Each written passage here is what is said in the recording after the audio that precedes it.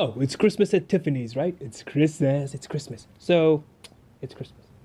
Merry Christmas. I'll be uploading this on Christmas. I recorded this way before, but just so you know, this is past Phoenix, like probably a week before actual Christmas. So you know, so I'm doing a Christmas horror story. Let's do this. I like these weird stuff. A creepy Christmas time story. It was November of 2006. 2006. I was a 16-year-old kid living And he in was the town of 16. Altoona, Iowa. I went to bed early one night because I had Don't worked the go to early shift bed at McDonald's. As I slept, I had a dream that I was running McDonald's. through downtown Des Moines, but I wasn't on a jog. I was running from something. As I ran around the corner of a building, I came face to face with my pursuer. A tall man wearing a trench Slenderman. coat and a top hat stood in front of me. Oh, that's weird. The only thing visible of his face That's was tall. his eyes.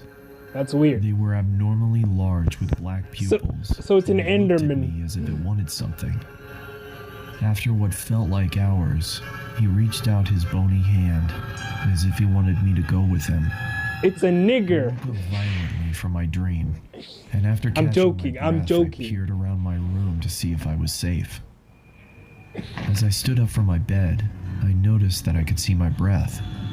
Ah, that means it's Feeling cold. confused, I checked my window. It was latched shut. Latch I then walked shut. over and checked my vent. Santa I don't could want you still to feel leave. warm air coming from it. As I sat back down on my bed, I tried to figure out what exactly was going on. That's when the figure from my dream appeared at the foot of my bed.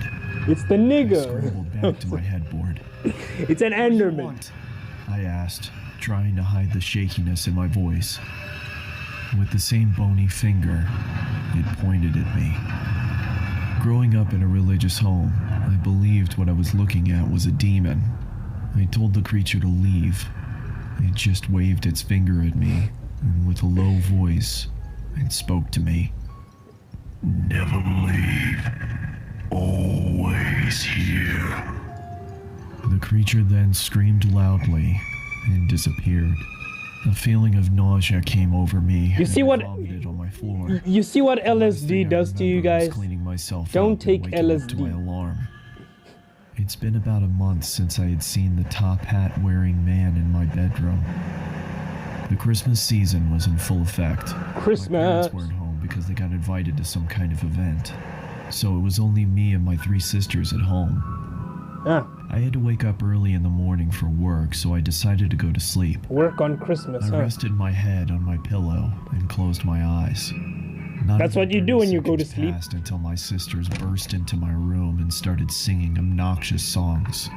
This of course made me very angry, but I thought if I ignored them that they would leave me alone. This was not the case. They're just staying Pulled the there. blankets over my head. I started to feel the same cold feeling that I had in November. As the obnoxious singing subsided, I lowered the blanket below my Wait, eyes. what if it's and his saw the man stand and standing in it the killed corner his of my room. sisters? In one swift motion, he charged towards me, and I blacked out. When I finally came to, I found that my sisters had locked themselves inside the bathroom. As Wait, I they knocked see on it the too. door, they told me to go away. I asked them what happened, and all they could say was Mom and Dad were on their way home. I looked down and saw that my hand was slightly bloody. Holes were in the bathroom door, and a broom was sticking out of the wall. What I then the walked heck? into their living room and found that there were knives stuck into the wall as well. The same wave of nausea passed over me, just like in November, and I threw up again.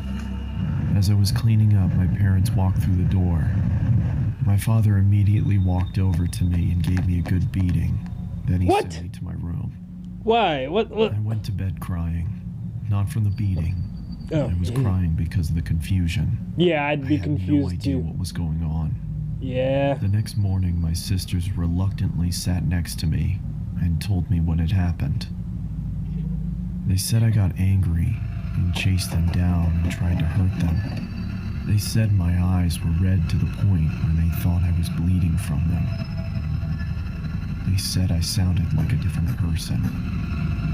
In 2011, that was was the last time I saw the top hat wearing man.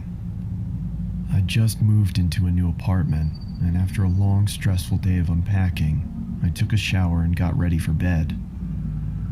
As I started to drift off, I could feel that cold feeling again.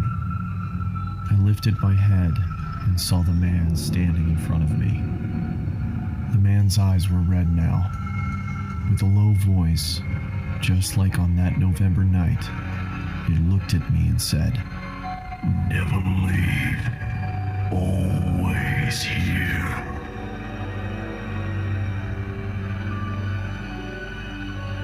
Woo! Weird stuff. That is some absolutely crazy experiences that people actually have. Maybe. You never know. But what's your Christmas story, guys? Tell me your Christmas story.